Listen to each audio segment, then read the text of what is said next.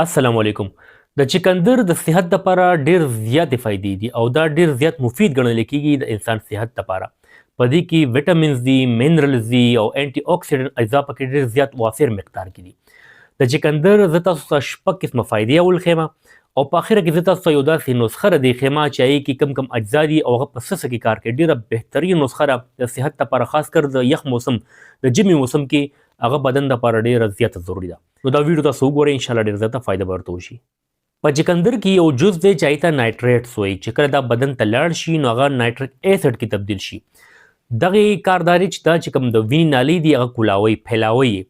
نو چې کله دا کولاوي پهلاو شي، دې کې د وینې هغه سرکل، هغه چې کوم ګردش دی هغه په اسانه کېږي. نو د زړه صحت لپاره هم بیا دا ډېر بهترین دی او های بلډ پریشر مریضان چې بي پي های کېږي نو هغې لپاره هم دا ډېر زیات بهترین دی.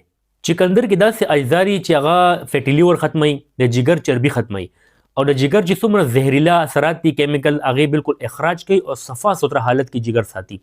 نو د دې چې کوم خلک د جګر مسلې دي، د لیور مسلې دي، فیټي لیور دی ورته په جګر چربي ده یا نور داسې مسلې د جګر ریلیټډ بیماریانې دي، نو هغې د چقندر استعمال کوي خامخا.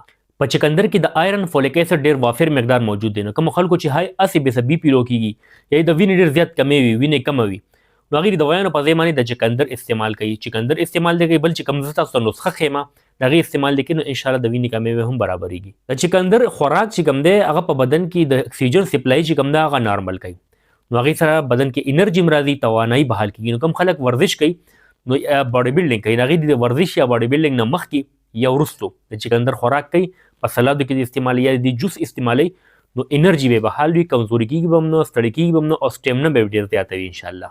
چقندر کې وټامین سی او آیرن وافر مقدار کې دی. دا دواړه د سکین لپاره ضروري دی. سکین تروتازه یي ورسره د دې خوراک سره او اختو سره مضبوطېږي، د اختو جړې مضبوطوي، اختو پرېوتل چې کوم دي هغه سټاپ کېږي دی سره. په چقندر کې فایبر وافر مقدار کې موجود دی.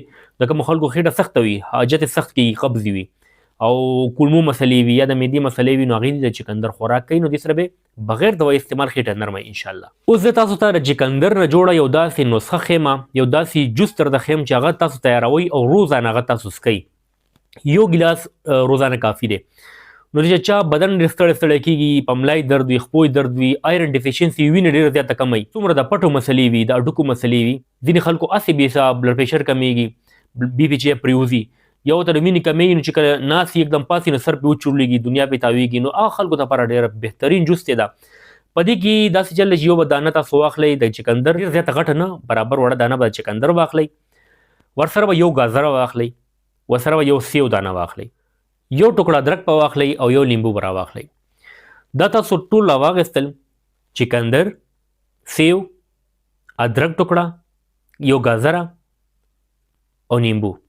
لومبې به تاسو چقندر سپین کوئ، صفا سوتره به یې ووینځئ، سپین به یې کړئ، وړې وړې ټوکړې به یې کوئ، ځکه چې بیا په بلنډر کې لږه مسله وي، د هغې په پاوډر جوړېدل، د هغې نه جوس وتل. ابه نري نري کټ کوئ، چقندر مو صفا ووینځو، نرۍ مو کټ کو، هغه به بلنډر کې واچوئ، ورسره به سیو صفا ووینځئ، یا به کټ کوئ واچوئ پکې، ورسره به هغې ګازر هم دغه شان واچوئ، ورسره به وړه غوڼه ټوکړه د ادرک واچوئ، ډېره غټه نه، او یو پیالۍ یا نیم ګیلاس اوبه پکې واچوئ، هغه به شیک پتې جوړ کړئ، جوس پتې جوړ کړئ. ابه راواخلئ، بیا به یو ململ کپړې نه نري چڼ نه به چڼ کوئ، او چې کله چڼ شي کوئ بیا یو نیمبو نه چوڼ کوئ، روزانه دا څکئ.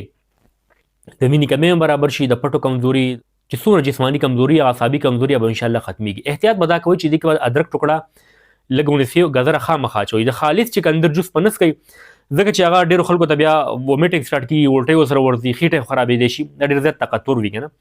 نو خالص چقندر جوس مه څکئ. خالص چقندر تاسو سلادو کې لږ استعمالولی شئ، نو که جوس تاسو څکل غواړئ نو چې کومه نسخه درته ما یاده کړه د دې مطابق به استعمالوئ. امید ده ستاسو به دا ویډیو خوښه شوي وي. داسې معلوماتي ویډیوز کتلو لپاره چې کوم مستند معلومات دي هغې لپاره د ډاکټر شبیر پښتو د منایي چینل سبسکرایب کړئ او دا ویډیو خپل ملګرو سره هم شیر کړئ چې هغوی ته هم فایده ورسي. ډېره مننه. الله حافظ.